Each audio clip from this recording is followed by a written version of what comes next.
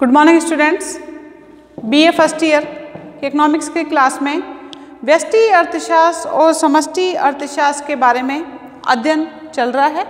व्यष्टि अर्थशास्त्र मैंने आपको बताया कि वैयक्तिक इकाइयों का अध्ययन जिसके अंतर्गत किया जाता है वो व्यष्टि अर्थशास्त्र कहलाता है। समष्टि अर्थशास्त्र जिसमें संपूर्ण अर्थव्यवस्था आ जाती है, जिसमें कुल उपभोग, कुल विनियोग, कुल बचत, कुल आपका जो है आय, कुल उत्पादन, जहाँ पर कुल आ जाता है वो आपका समष्टि अर्थशास्त्र हो जाता है। अब आज आप व्यष्टि अर्थशास्त्र और समष्टि अर्थशास्त्र की परिभाषाएं लिख लीजिए। हेडिंग डाल लीजिए, व्यष्टि व समष्टि अर्थशास्त्र। व्यष्टि व समष्टि अर्थशास्त्र हेडिंग है आपका। स्टार्टिंग करेंगे व्यष्टि अर्थशास्त्र से। छोटा क्वेश्चन आता है एग्जाम में कि व्यष्टि अर्थशास्त्र किसे कहते हैं या समष्टि अर्थशास्त्र किसे कहते हैं, तो आपको पहले ये पता होना चाहिए कि व्यष्टि अर्थशास्त्र कहते किसे हैं। तो इसके अंतर्गत अपने को परिभाषा लिखनी होगी व्यष्टि अर्थशास्त्र की। इसके अंतर्गत लिखिए, व्यष्टि अर्थशास्त्र में इन्वर्टेड कोमा में लिखना, व्यष्टि अर्थशास्त्र में जब कोई भी परिभाषा लिखी जाती है तो उसको इन्वर्टेड कोमा के अंतर्गत लिखी जाती है। तो व्यष्टि अर्थशास्त्र में एक व्यक्तिगत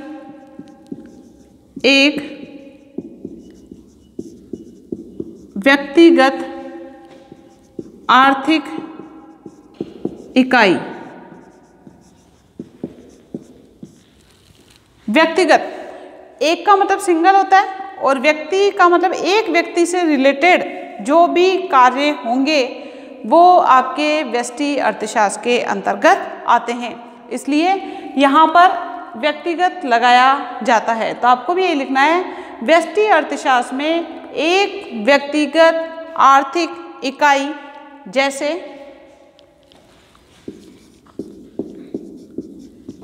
परिवार, एक ही परिवार जहाँ पर आएगा वो आपका व्यष्टि अर्थशास्त्र हो जाएगा। परिवार, उपभोक्ता, वैयक्तिक उपभोक्ता लिख सकते हो आप, परिवार, उपभोक्ता, फर्म, उद्योग। कहने का मतलब जहाँ पर वैयक्तिक उद्योग हो गया, वैयक्तिक फर्म हो गया, वैयक्तिक उपभोक्ता हो गया, इसके अलावा वैयक्तिक जो है बचत हो जाती है, वैयक्तिक उत्पादन हो जाता है, इन सब के आर्थिक व्यवहार का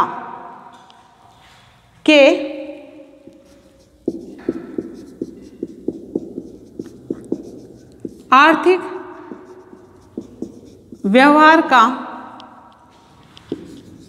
अध्ययन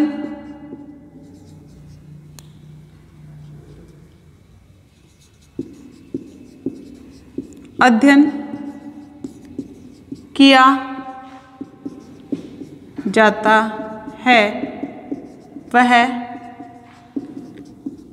व्यष्टि अर्थशास्त्र कहलाता है और इन्वर्टेड कोमा क्लोज्ड। कहने का मतलब व्यष्टि अर्थशास्त्र में एक व्यक्तिगत आर्थिक इकाई, अब आपने यहाँ पर व्यक्तिगत आर्थिक इकाई लिख दी तो ऑटोमेटिकली व्यक्तिगत परिवार हो गया, व्यक्तिगत उपभोक्ता हो गया, व्यक्तिगत फर्म हो गई, व्यक्तिगत उद्योग हो गया। इन सब का आर्थिक व्यवहार का अध्ययन जिस भी शास्त्र के अंतर्गत किया जाएगा वो आपका व्यष्टि अर्थशास्त्र कहलाता है। सीधे सीधे अपने को इतना ही लिखना है। इस सिद्धांत को प्राय कीमत सिद्धांत कहते हैं, इसलिए आप ऐसे लिखोगे, इसे कीमत सिद्धांत भी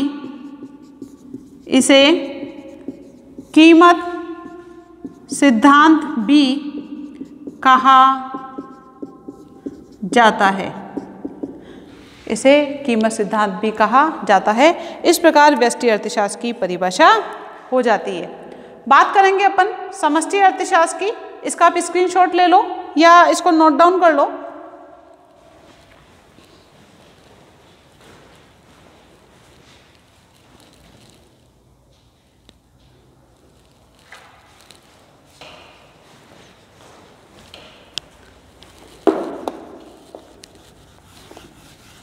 समष्टि अर्थशास्त्र की जब परिभाषा पूछी जाती है आपसे, व्यष्टि अर्थशास्त्र को माइक्रो इकोनॉमिक्स बोलते हैं, ये मैंने आपको पहले ही बता दिया था। समष्टि अर्थशास्त्र मैक्रो इकोनॉमिक्स कहलाती है। इसकी परिभाषा में हेडिंग डालिए समष्टि अर्थशास्त्र। वैसे आपकी बुक व्यष्टि अर्थशास्त्र है तो पूछा व्यष्टि अर्थशास्त्र के बारे में ही जाएगा, लेकिन टॉपिक व्यष्टि और समष्टि अर्थशास्त्र से संबंधित है तो कई बार जो है समष्टि अर्थशास्त्र का क्वेश्चन भी पूछ लिया जाता है। इसमें लिखना है समष्टि अर्थशास्त्र संपूर्ण अर्थव्यवस्था से, यह है संपूर्ण अर्थव्यवस्था, यह है संपूर्ण, क्योंकि समष्टि अर्थशास्त्र में पूरी अर्थव्यवस्था शामिल होती है, इसलिए संपूर्ण अर्थव्यवस्था इसके अंतर्गत आता है। संपूर्ण अर्थव्यवस्था से संबंधित, तो संपूर्ण अर्थव्यवस्था में जो भी सारे क्रियाकलाप होते हैं वो आपके समष्टि अर्थशास्त्र के अंतर्गत आते हैं। तो संपूर्ण अर्थव्यवस्था से संबंधित समूहों, समूह, क्योंकि ये एक इंडिविजुअल नहीं होता है, ये पूरे ग्रुप से रिलेटेड होता है, इसमें सारे जो है समूह आ जाते हैं, इसलिए इसमें समूह शब्द लिया गया है। जैसे बात करते हैं अपन राष्ट्रीय आय, पूरे देश की जो आय होगी, राष्ट्रीय उपभोग या कुल उपभोग भी कर सकते हो आप, राष्ट्रीय उपभोग जहाँ टोटल आ जाता है वो राष्ट्रीय हो जाता है।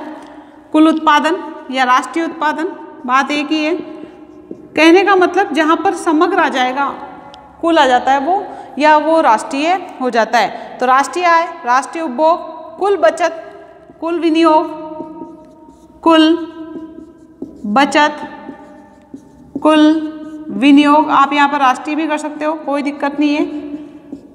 तो जो संपूर्ण अर्थव्यवस्था से संबंधित होगी वो समष्टि अर्थशास्त्र के अंतर्गत आती है। कुल उपभोग हो गया, कुल विनियोग हो गया, कुल बचत हो गया, कुल रोजगार हो गया, कुल रोजगार जिसको राष्ट्रीय रोजगार भी बोल सकते हैं। इन सभी के अलावा सामान्य कीमत स्तर, अर्थव्यवस्था में जो कीमतें होगी टोटल, उसका जो रिलेशन होगा वो संपूर्ण समष्टि अर्थशास्त्र से होता है। इसलिए सामान्य कीमत स्तर हो गया, आर्थिक विकास हो गया, आर्थिक विकास एक व्यक्ति का नहीं पूरे देश से रिलेटेड होता है, इसलिए ये समष्टि अर्थशास्त्र के अंतर्गत आता है। आर्थिक विकास, आर्थिक विकास में जो उतार चढ़ाव होते हैं, जो तेजी और मंदी की स्थिति आती है, आर्थिक विकास में उतार चढ़ाव, जो अप डाउन की स्थिति आएगी वो भी क्योंकि वो एक वस्तु से संबंधित नहीं होगी, वो पूरे देश की अर्थव्यवस्था से संबंधित होती है। क्योंकि जो आर्थिक विकास में यानी व्यापार चक्र में जो उतार चढ़ाव आएंगे वो एक वस्तु से ना होकर पूरे देश में जो वस्तुएं उत्पादित हो रही है उन सभी की कीमतों से संबंधित होता है। इसके अलावा सार्वजनिक आय, सरकार की जो आय होती है वो, सरकार की आय एक जने की नहीं होती है, सभी की होती है। पूरे सार्वजनिक व्यय, सरकार जो खर्चे करती है आय प्राप्त करने के बाद, तो वो जो भी व्यय आएगा वो आपका समष्टि अर्थशास्त्र में आएगा। सार्वजनिक ऋण की बात कर लो आप, सरकार ऋण लेती है, खर्चे ज़्यादा हो जाते हैं आय कम से, या आय से खर्चे जब ज़्यादा हो जाते हैं तो सरकार को ऋण लेना पड़ता है, तो सार्वजनिक ऋण भी जो है इसके अंतर्गत आएगा। साथ में विदेशी व्यापार, हम दूसरे देशों के साथ जो व्यापार करते हैं वो आपका विदेशी व्यापार कहलाता है। जब व्यापार करते हैं तो वस्तुएं मंगाते भी हैं, और मंगाते हैं तो हमें उसका भुगतान भी करना पड़ता है, विदेशी भुगतान।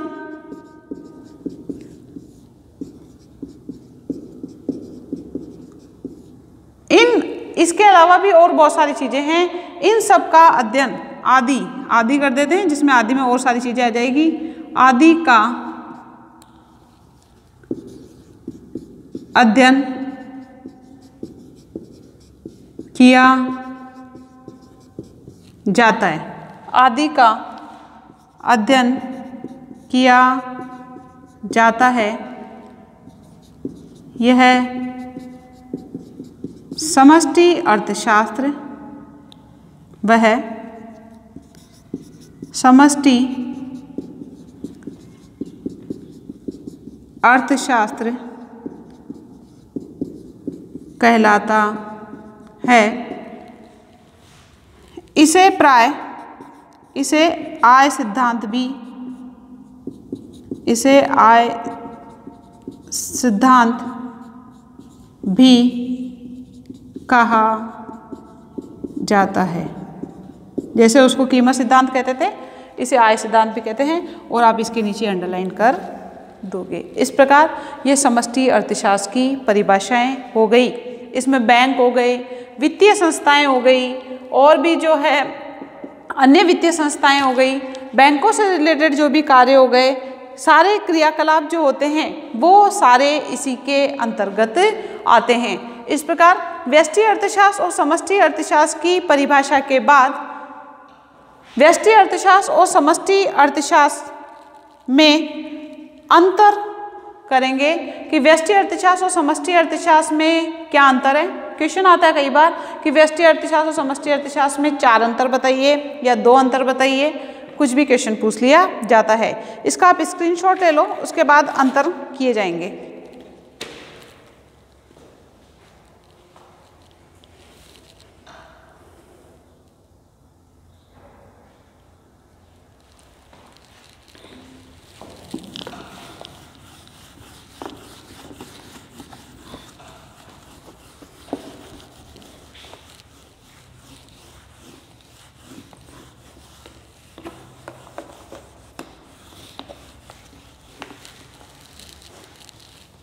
हेडिंग डालिए, व्यष्टि अर्थशास्त्र व समष्टि अर्थशास्त्र में अंतर। इधर करेंगे अपन व्यष्टि अर्थशास्त्र,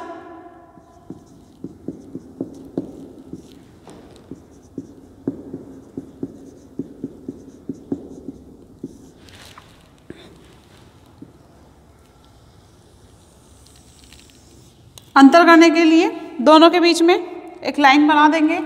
इधर हो जाएगा आपका समष्टि अर्थशास्त्र। ये जो अंतर करेंगे अपन आधार के आधार पर करेंगे।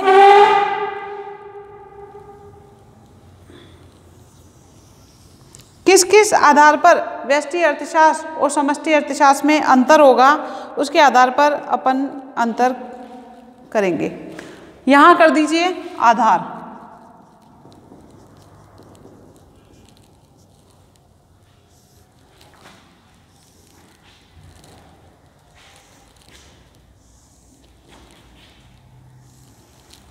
और जब क्वेश्चन पूछा जाता है और जब आधार के आधार पर अंतर करते हैं तो वो ज़्यादा ठीक रहता है। बात करते हैं अपन अर्थ की। अर्थ के आधार पर अंतर करेंगे। फर्स्ट डाल दीजिए अर्थ। इसके अंदर लिखना है वह अर्थशास्त्र, वह अर्थशास्त्र जिसमें, वह अर्थशास्त्र जिसमें सूक्ष्म, सूक्ष्म का मतलब छोटी होता है, छोटी या लघु, बात एक ही है, माइक्रो यानी कि लघु से, सूक्ष्म से या छोटी से रिलेटेड होता है, तथा वैयक्तिक या व्यक्तिगत, एक ही बात है, व्यक्तिगत आर्थिक इकाइयों का, व्यक्तिगत आर्थिक इकाइयों का अध्ययन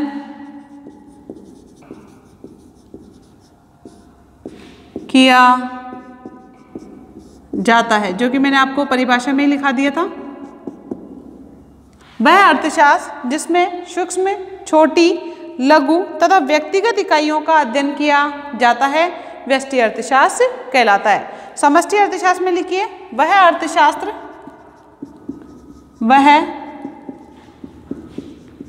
अर्थशास्त्र जिसमें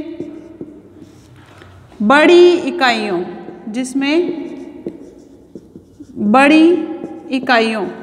इकाइयाँ जो कि संपूर्ण अर्थव्यवस्था से संबंधित होती है, इसलिए बड़ी व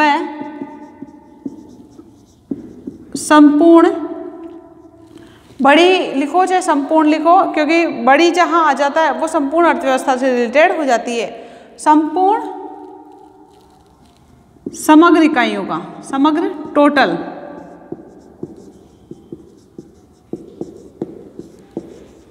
का अध्ययन किया जाता है। ये आपको परिभाषा से भी स्पष्ट हो गया होगा। वह अर्थशास्त्र जिसमें बड़ी, संपूर्ण व समग्र इकाइयों का अध्ययन किया जाता है वो आपका समष्टि अर्थशास्त्र कहलाता है। इस प्रकार अर्थ के आधार पर समष्टि अर्थशास्त्र और व्यष्टि अर्थशास्त्र में अंतर हुआ। उद्देश्य, सेकंड आधार क्या आ जाएगा आपका? उद्देश्य, कि हम व्यष्टि अर्थशास्त्र का अध्ययन क्यों करते हैं और समष्टि अर्थशास्त्र का अध्ययन क्यों करते हैं, कोई उद्देश्य होगा तभी तो।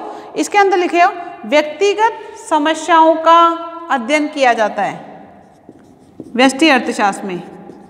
व्यक्तिगत या वैयक्तिक, बात एक ही है, व्यक्तिगत समस्याओं का अध्ययन किया जाता है। जब व्यक्तिगत समस्याएं होगी, वैयक्तिक समस्याएं जब होगी तो उसमें व्यष्टि अर्थशास्त्र का ही अध्ययन किया जाएगा, और जब समूह से संबंधित समस्याएं होती है तो वहाँ पर समष्टि अर्थशास्त्र का अध्ययन किया जाता है। तो समष्टि अर्थशास्त्र में आ जाएगा आपका समूह संबंधी या संपूर्ण अर्थव्यवस्था संबंधी, बात एक ही है, समूह संबंधी समस्याओं का, क्योंकि समस्याएं सिर्फ व्यक्ति की नहीं होती है, समूह से संबंधित, जैसे मुद्रास्फीति की समस्या आ गई आपकी, ये संपूर्ण अर्थव्यवस्था से संबंधित होती है। बेरोजगारी की समस्या की अगर अपन बात करते हैं, वो संपूर्ण अर्थव्यवस्था से संबंधित समस्या होती है। तो इस प्रकार की बहुत सारी समस्याएं होती है जो संपूर्ण अर्थव्यवस्था से संबंधित होगी, उसका अध्ययन समष्टि अर्थशास्त्र के अंतर्गत किया जाता है। तो समूह संबंधी समस्याओं का अध्ययन, समस्याओं का अध्ययन समष्टि अर्थशास्त्र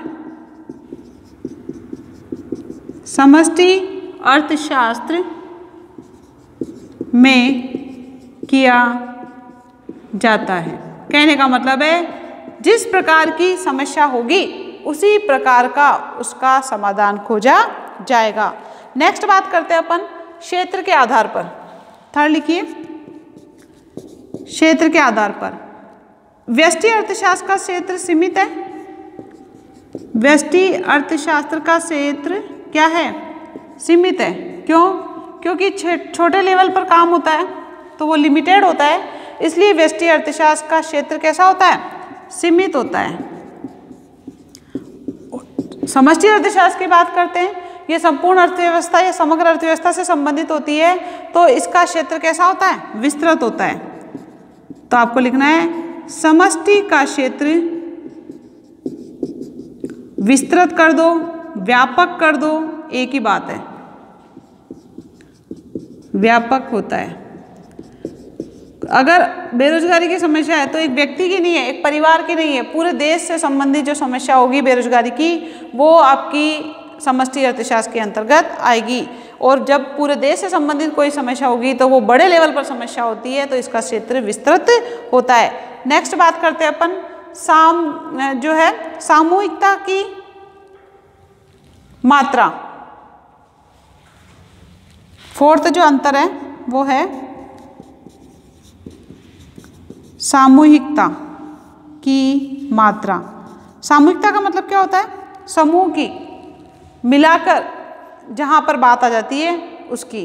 तो इसमें सामूहिकता की मात्रा कम होती है, इसमें सामूहिकता की मात्रा कम होती है या सीमित होती है, कुछ भी लिख सकते हो, बात एक ही है। और समष्टि अर्थशास्त्र में सामूहिकता की मात्रा विस्तृत होती है, क्योंकि है ही है समूह से संबंधित। तो इसमें सामूहिकता की मात्रा अधिक होती है, अधिक होती है या विस्तृत होती है। नेक्स्ट है विरोधाभास। ये आप एक बार स्क्रीनशॉट ले लो इसका या इसको नोट डाउन कर लो, फिर आगे चलते हैं अपन।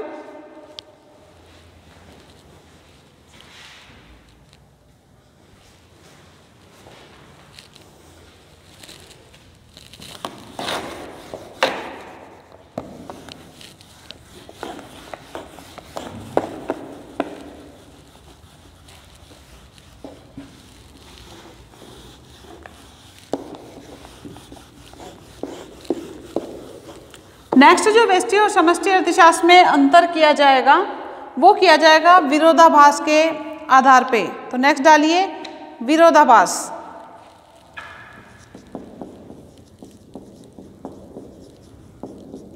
विरोधाभास के आधार पर अंतर किया जाएगा।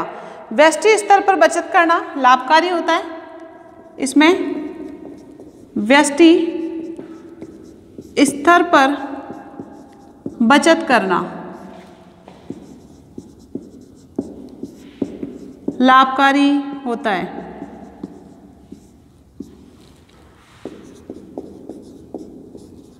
भाई एक व्यक्ति, एक परिवार या कुछ परिवार बचत करते हैं, अच्छी बात है, क्योंकि हर व्यक्ति आर्थिक क्रियाएं करता है, उसे धन अर्जित करता है, धन अर्जित करके उपभोग करता है, अपनी आवश्यकता की वस्तुओं और सेवाओं पर उपभोग करने के बाद जो पैसा बचता है उसको वो क्या करता है, बचत करता है। तो एक व्यक्ति के लिए, एक परिवार के लिए ये सही है।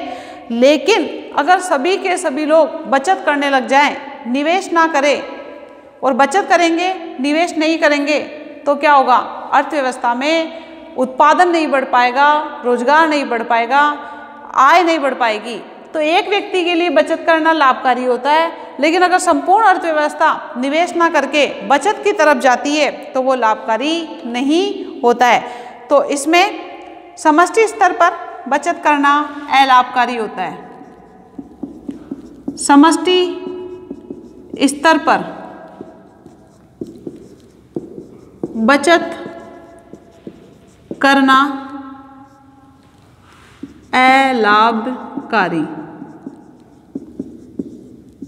अलाभकारी होता है, क्योंकि अगर पूरी अर्थव्यवस्था बचत की जो है विधि को अपनाती है, निवेश को नहीं करके, तो अर्थव्यवस्था में विकास होना बंद हो जाएगा, डेवलपमेंट होना बंद हो जाएगा, जीडीपी बढ़ना नहीं होगा।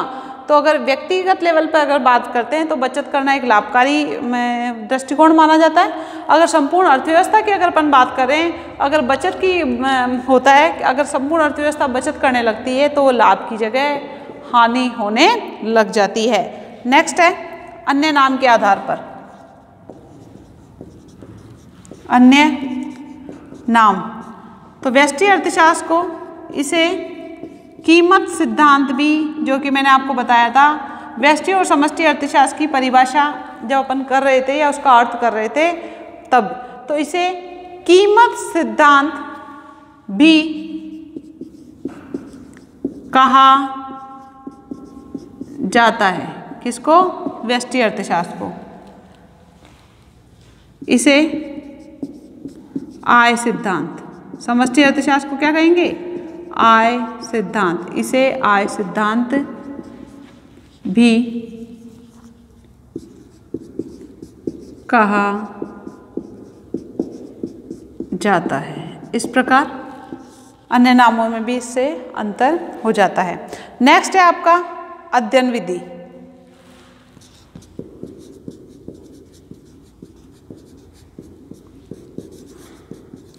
अध्ययन विधि के आधार पर व्यष्टि अर्थशास्त्र और समष्टि अर्थशास्त्र में अंतर किया गया है। यह है व्यष्टि अर्थशास्त्र जो है आंशिक संतुलन, इसकी विधि कैसी है?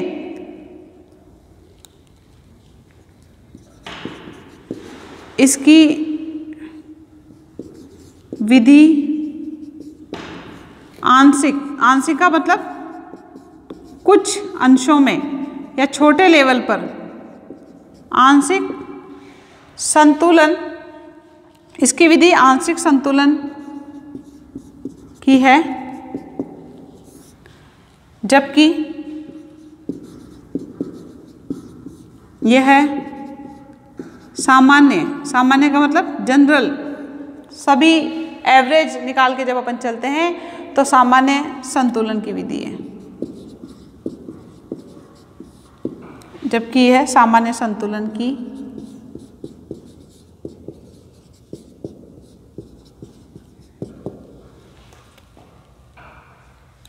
इसमें कर दो। जब छोटे लेवल पर व्यक्तिगत स्तर पर जब किया जाएगा तो इसकी विधि आंशिक संतुलन किया जाएगी, और जबकि इसमें सामान्य संतुलन, क्योंकि बड़े लेवल पर जब होगा तो वो सभी का एवरेज निकाल के किया जाता है। बात करते हैं एक और, यह विधि सरल है, क्योंकि जब छोटे लेवल पर जब काम किया जाएगा तो वो सरल होता है, इजी होता है, जबकि यह विधि, जबकि यह विधि जटिल है, क्योंकि जब बड़े लेवल पर जब कोई समस्या होती है, बड़े लेवल पर जब अध्ययन किया जाता है तो वो बड़ा लेवल जब आएगा तो वो जटिल हो जाता है थोड़ा सा। इस प्रकार व्यष्टि अर्थशास्त्र और समष्टि अर्थशास्त्र में ये आपके अंतर कंप्लीट होते हैं। क्वेश्चन इंपॉर्टेंट बनता है, व्यष्टि अर्थशास्त्र किसे कहते हैं, समष्टि अर्थशास्त्र किसे कहते हैं, या व्यष्टि अर्थशास्त्र और समष्टि अर्थशास्त्र में अंतर कीजिए, 2 अंतर, 4 अंतर, कुछ भी पूछा जा सकता है। इस प्रकार यह व्यष्टि अर्थशास्त्र और समष्टि अर्थशास्त्र का आपका जो टॉपिक है वो कंप्लीट हुआ। सिर्फ टॉपिक, ना कि लेसन। कल या नेक्स्ट क्लास में जब अपन मिलेंगे तो उस समय व्यष्टि अर्थशास्त्र और समष्टि अर्थशास्त्र में कमियां, इसका महत्व, इनमें संबंध, इन सब के बारे में करेंगे। Thank you.